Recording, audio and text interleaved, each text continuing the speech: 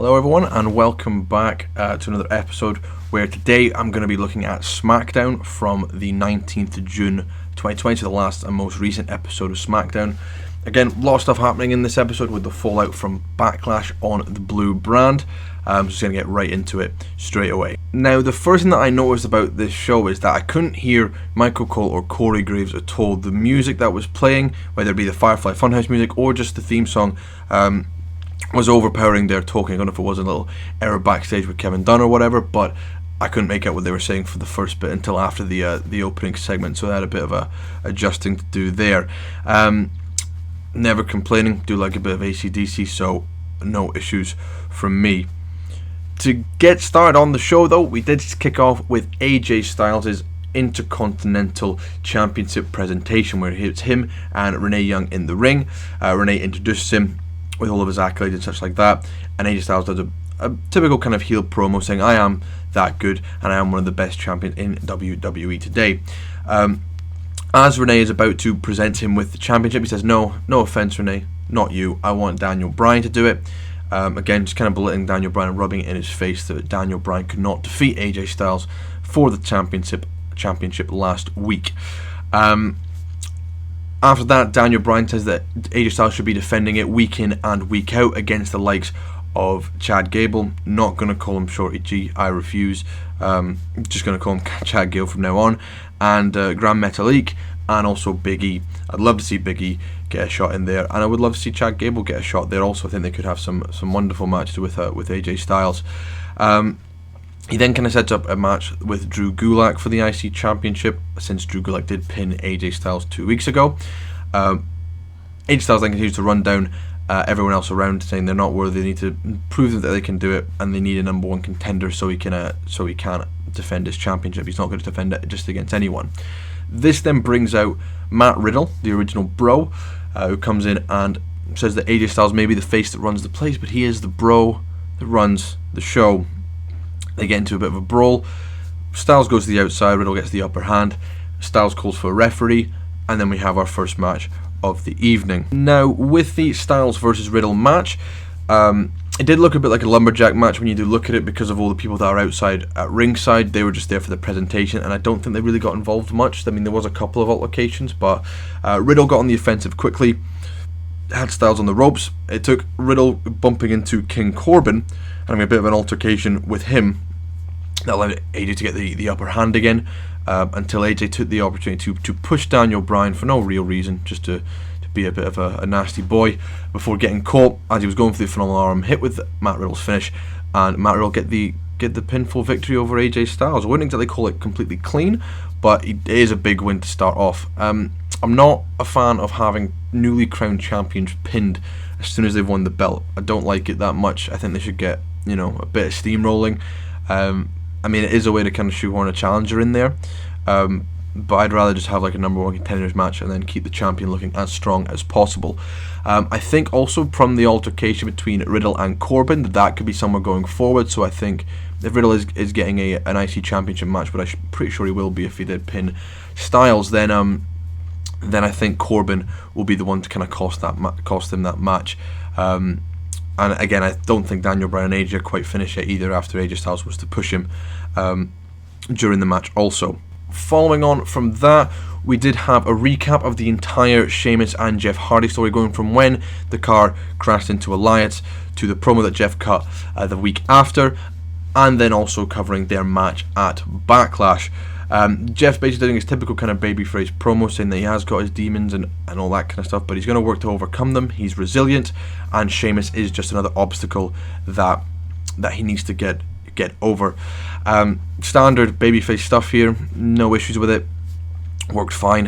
Nothing particularly special, but it's there. It continues the story along, and that's all it needed to do really. Next up, we had Chad Gable versus Mojo Rawley. Told you, not going to call him Shorty G. It was an interview with Shorty G backstage, and Mojo came up behind him, doing the whole mocking thing, like, if you're only this tall. Chad Gable then made a comment about having eyes in the back of his head, hits Rawley with a right hand, and then goes out to the ring. Come back and you're already well into the match.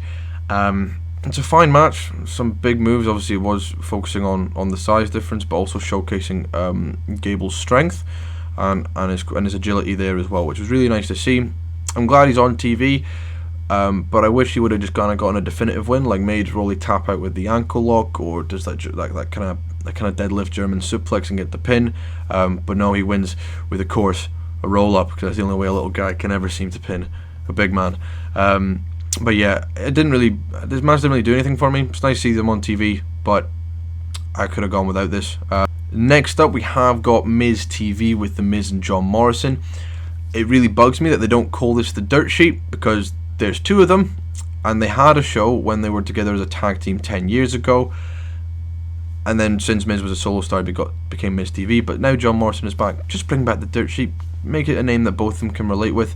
And when they do bring it up, it means that both of them are involved in it, rather than having Miz's name actually in the title. And you feel like John Morrison's a bit of an afterthought with it. But their guest is Mandy Rose. They kind of just have a joke about her relationship with Otis. She's about to leave, but they stop her and they bring out Sonya Deville. Now, I'm pretty sure they announced it before this episode even aired, that they were going to have Deville and Rose on at the same time, but they seem to have changed that and said it was just going to be Mandy Rose, and Sonya had to. I mean, Sonya's been really good at promos recently. I was really invested in what she was saying. She's like, what do I have to do? Just because I don't look like that is the reason that I'm not getting the same opportunities as you. Really good stuff, really good heel stuff. Mandy Rose did her best at babyface stuff. Again, just was enough to work off it, but really impressed with Sonya Deville here, and I'm looking forward to see where she goes going forward. They do get into a bit of a brawl, which means that I mean, they do brawl, and obviously Sonya somehow loses her jacket as they are brawling, which I think would be pretty difficult to do if you're in the middle of a fight, to be able to get a jack off as well. But you know, fair play to her. It's more multitasking than I can do anyway. And yes, they have a brawl. So obviously you can see that Mandy and Sonya Deville are going to be continuing on their story for a little bit longer. And afterwards, Mandy did slap the Miz. She slapped the Miz in the face, which makes me think that there's going to be a Miz Morrison versus Heavy Machinery kind of feud a bit, which again would be fine. They did bring up the Miz pulling off John Morrison from Strowman on Backlash, but they seem to be moving past that at the moment. But you know, again, interested to see where things could be going with all involved there. Next up, we have Bayley and Sasha Banks coming out to do commentary for the next match. It's a tag team match between the New Day and the Lucha House Party. Bayley and Sasha are being absolute pains, which is great, and I'm really enjoying what they're doing. I'm enjoying seeing the tag team titles on. I mean, people are saying that that they're being featured too heavily. But then they're the same people that complain about the tag team titles not getting enough TV time and stuff like that. So this is really nothing. I mean, I'm enjoying seeing the tag team championships shown as much as possible and getting a spotlight on them. Again, we've got another defense coming on Monday, so they have a break of title defenses at the moment. But again, really, really good on commentary. They were a joy to listen to. It's just belittling Michael Cole and Corey Graves and such, so it was a lot of fun. But we had the New Day versus the Lucha House Party. It was fine. Didn't really do anything. It was just getting New Day back on their winning ways from losing to Shinsuke Nakamura and Cesaro the week prior. They beat the Lucha House Party, but then after the bell, Shinsuke or Shinzaro came and attacked them and laid them out, and saying that they're tired of being overlooked, and I think they're coming after the tag team titles now after the Forgotten Sons have been pulled from television for some comments made on the old Twitter. But then with their one bit I really enjoyed though was just Big E and Kofi launching their coats at Corey Graves at commentary. They were pretty accurate too. They definitely did hit him. But that was an entertaining part. They had a solid match. It was good back and forth for a time. But the New Day's win was never really in doubt here. But it is just kind of moving on their story with Shinzaro. After this, we did have the Smackdown women's locker room. I think it was Alexa Bliss, Tamina, Naomi, Lacey Evans, and Dana Brooke all discussing on how, basically, Alexa Bliss said that they wanted to take them down a peg, but then Naomi pointed out that they lost their tag team championship to them, and then they lost again. Lacey Evans said she wanted to knock Bayley out after she did it to Sasha before. I believe it was at WrestleMania in that elimination match, and then Dana Brooks says, they get into a bit of an argument, but they all kind of agree that they need to take Sasha and Bayley down a few pegs. And at this point, Alexa Bliss notices that Nikki Cross is nowhere to be seen. She's not been on screen for the whole little bit, but she's like, well, where's Nikki? I don't know. Then you go back to where Sasha and Bayley are leaving the commentary table, and they are both attacked by Nikki Cross. Nikki Cross does pretty well to hold them both off. And at this point, I was thinking, and I get the tag and things still kind of going, but we've seen Alexa Bliss and Nikki Cross versus Bayley and Sasha already. I was kind of interested in seeing Nikki Cross maybe going into a placeholder feud with Bayley for the singles championship, because I don't think we've seen that before. So I was quite interested in that. So that's kind of what kind of wanted to happen. I thought, well, maybe if she, and then they got into a match with Sasha Banks. Nikki called out Sasha, and then Bayley accepted it for her. So again, kind of getting on Sasha's bad books a little bit when she didn't really want to get into a match. But I kind of wanted Nikki Cross to get a win here, so she could then maybe challenge Bayley at Extreme Rules for the women's championship. Again, just something to kind of keep it off, Sasha turning on Bayley or anything along those kind of lines. And sadly, and also again, Nikki is Scottish like myself, so the Celtic heritage was strong with that one, but didn't happen. Meteora and Sasha was able to get the win over Nikki Cross. I did like Sasha doing a bit of a Ric Flair impression, obviously doing the begging with the hands up to stop it before gaining the upper hand in the match as well. So again, really, really fun match, nice and short, perfectly fine match for television. Next up, we did have the Firefly FunHouse. The Firefly FunHouse has been away for a while Bray Wyatt was licking his wounds after being defeated at Money in the Bank by Braun Strowman. He comes up, talks about what he's been doing on his time off. He's joined a book club. He's learned some TikTok dances. He's taken up knitting, and he's also learned how to raise the dead. So a little bit of necromancy there as well. So just the usual stuff you get up to when you take a month or two off. Rambling Rabbit recaps that he was a bit upset after Bray was defeated at Money in the Bank. I really did think that Bray was gonna murder Ramblin' Rabbit again. He always reminds me a bit of Kenny from South Park, where he just keeps dying, but he keeps coming back. But no, he managed to make it through this episode of the Firefly Funhouse. So good on Ramblin' Rabbit. Good on Rambling Rabbit. With it there, Braun does interrupt him while he is talking, while Bray is talking there, and he says that Money in the Bank was it. That was the end of our story. We're done now. I don't need to do anything else with you. Our story is over.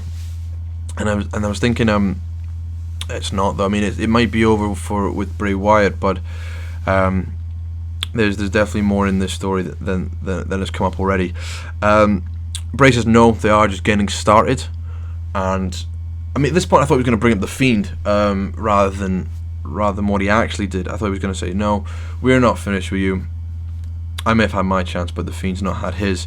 But no, that wasn't the case. What happens is he turns back time and becomes the leader of the Wyatt family, and he's challenging Braun Strowman to end this, to go back to where it all began. And all he has to do is follow the buzzards, and that Bray was the one that brought him into this world. He's the one that has to destroy him, which I find very interesting. But I also think that this is kind of the hint that means we're getting our next cinematic match.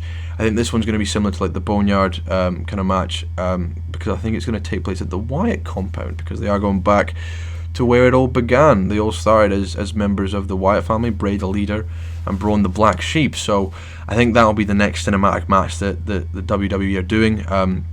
Might be Extreme Rules, they might hold it off until SummerSlam, I really don't know, but I think that's going to be where this is going to be going. So that wraps up Smackdown from the 19th of June 2020. This episode of Smackdown did seem to fly by in my book. It was much more fun to watch. I had a good time watching it. Personal highlights, Firefly FunHouse has got me invested in that.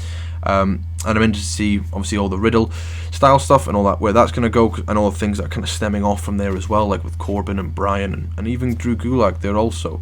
I think that's quite interesting. The bits that were there, none of it was particularly bad on SmackDown today. It was all good. It all kind of progressed some storylines, and I am interested to see where it is going. So I am looking forward to it, to where we can see the Blue Brand taking things in the next few weeks. That's going to wrap up for today, everyone.